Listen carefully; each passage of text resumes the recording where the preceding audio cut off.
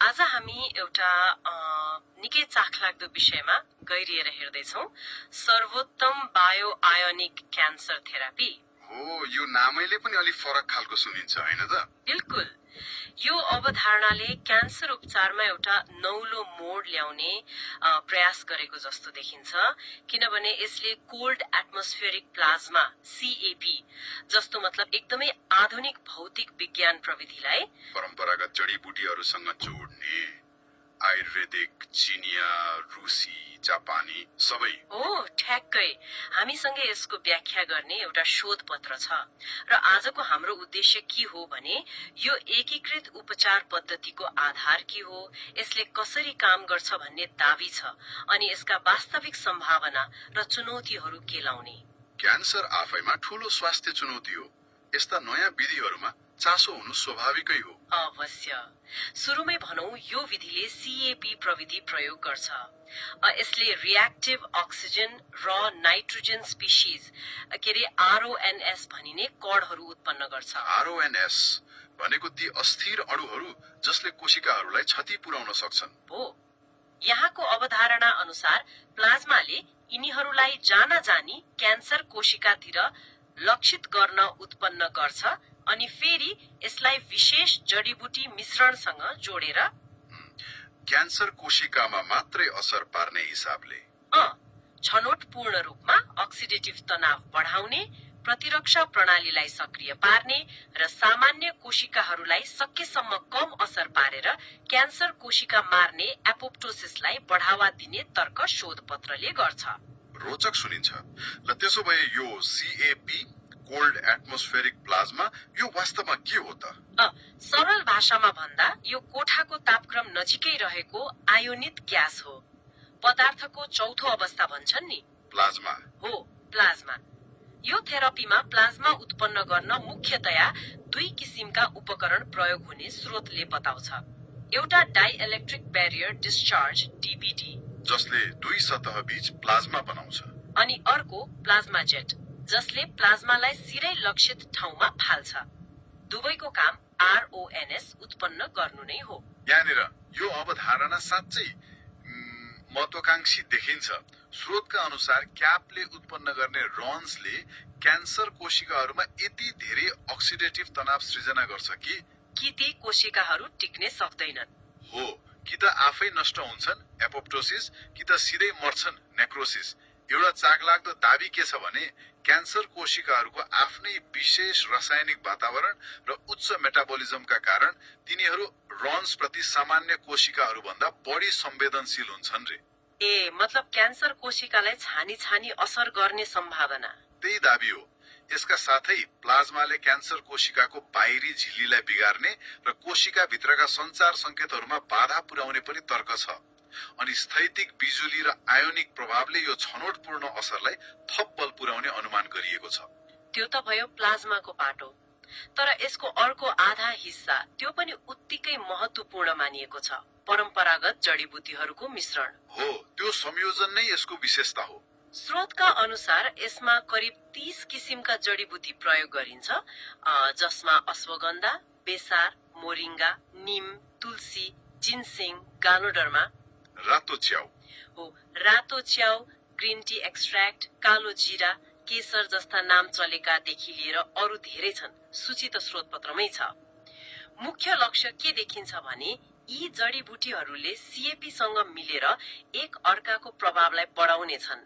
Synergistic effect भन्छन् नि, हो त्यही। ठिक। यदि हामीले यसलाई अलि फराकिलो दृष्टिकोणबाट हेर्यौं भने शोध पत्रले यो विधिले बहुआयामिक तरिकाले काम गर्ने प्रस्ताव गर्छ। पहिलो, अक्सिडेटिभ तनाव व्यवस्थापन। सीएपीले रन्स मार्फत तनाव सिर्जना गर्छ, तर जडीबुटीले त्यसलाई नियन्त्रण गर्छ। हो, बेसार र गानोडर्मा जस्ता जडीबुटीमा भएका एन्टीअक्सिडेन्टले त्यसलाई ठिक मात्रामा नियन्त्रण गरेर सामान्य कोशिकालाई बचाउँदै क्यान्सर कोशिकामा मात्र असर पार्न मद्दत गर्ने दावी छ। यो आफैमा निकै जटिल सन्तुलन हो नि। निकै जटिल। अनि दोस्रो एपोप्टोसिस प्रवर्धन। प्लाज्माको आयोनिक प्रभाव र जडीबुटीका तत्त्वहरू मिलेर क्यान्सर कोशिकाको माइटोकन्ड्रियालाई लक्षित गरी कोशिका मृत्युलाई बढावा दिने बताइएको छ।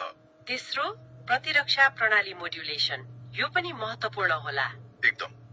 यसले शरीरको आफ्नै रक्षा प्रणालीलाई क्यान्सर चिन्ह र आक्रमण गर्न मद्दत गर्ने तर्क छ। एस्ट्रोग्यालस र तुलसी जस्ता जडीबुटीले सीएपी ले सुरु गरेको इम्युनोजेनिक कोशिका मृत्युलाई थप प्रभावकारी बनाउँछन् भन्ने अवधारणा छ। अनि चौथो संकेत अवरोध। जिन्सेङका जिन्सेनोसाइड्स र अरू जडीबुटीका फ्लेभोनोइड्स जस्ता तत्वहरूले क्यान्सर कोशिकालाई बढ्न र फैलिन निर्देशन दिने आन्तरिक सन्देशहरूलाई रोक्न सीएपी लाई सघाउने स्रोतको विश्लेषण छ। यहाँनिर स्रोतले केही प्रारम्भिक प्रमाणहरू पनि प्रस्तुत गरेको छ, जस्तै प्रिक्लिनिकल मोडलहरूमा, मतलब प्रयोगशाला र पशु अध्ययनहरूमा। मान्छेमा होइन है? होइन, मान्छेमा होइन, प्रयोगशालामा। यो विधि प्रयोग गर्दा क्यान्सर कोशिकाहरूको एपोप्टोसिस र निक्रोसिस दर बढेको देखिएको छ रे। साथै सीएपी लाई जडीबुटीका एन्टीअक्सिडेन्टसँग मिलाउँदा प्रतिरक्षा प्रणालीको प्रतिक्रियामा सुधार आएको पनि केही अध्ययनले देखाएको शोधपत्रमा उल्लेख छ। तर यही नै त हो नि मुख्य कुरा। स्रोत आफैले गम्भीर चुनौतीहरू पनि स्वीकार गरेको छ, जुन महत्वपूर्ण पक्ष हो।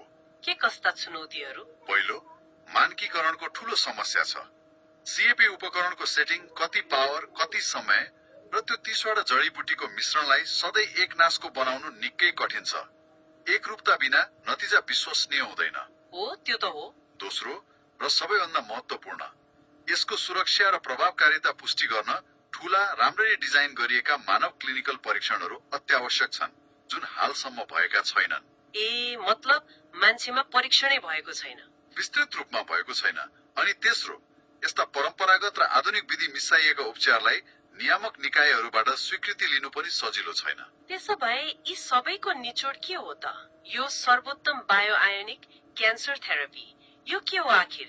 भन्नुको मतलब यसले सीएपी प्रविधि र विशिष्ट जडीबुटीहरूलाई एकीकृत गरेर क्यान्सर उपचारमा एक विश्वव्यापी, समग्र र बढी प्रभावकारी विकल्प दिने महत्वाकांक्षी लक्ष्य राखेको छ। अनि यसका पक्षधरहरूले कम साइड इफेक्ट र परम्परागत उपचार भन्दा राम्रो नतिजा आउने तर्क गरेका छन्। निश्चित रूपमा अवधारणा निकै नवीन र आकर्षक लाग्न सक्छ, तर यो सम्भावित रूपमा आशाजनक भए पनि यसको वास्तविक प्रभावकारिता र सुरक्षा प्रमाणित हुन बाँकी नै छ। हो, त्यो त स्पष्टै छ। स्रोतले भविष्यमा बहुकेन्द्र क्लिनिकल परीक्षणहरू गर्ने, सीएपी र जडीबुटीका तत्वहरू बीच आणविक तहमा कसरी अन्तर्क्रिया हुन्छ भन्ने बारे गहिरो अनुसन्धान गर्ने र उपचार प्रदान गर्न मानकीकृत प्रोटोकलहरू विकास गर्नुपर्ने आवश्यकता औल्याएको छ।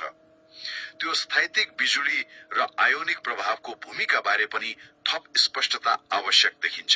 र अन्त्यमा एउटा सोचनीय प्रश्न छोडेर जाउँ, क्याप जस्तो अत्याधुनिक प्रविधि र हजारौं वर्ष पुरानो जडीबुटी ज्ञानको यो संगमलाई हेर्दा चिकित्साका अरू कुन क्षेत्रहरूले यस्तो फरक धारका ज्ञानको संयोजनबाट लाभ लिन सक्लान्?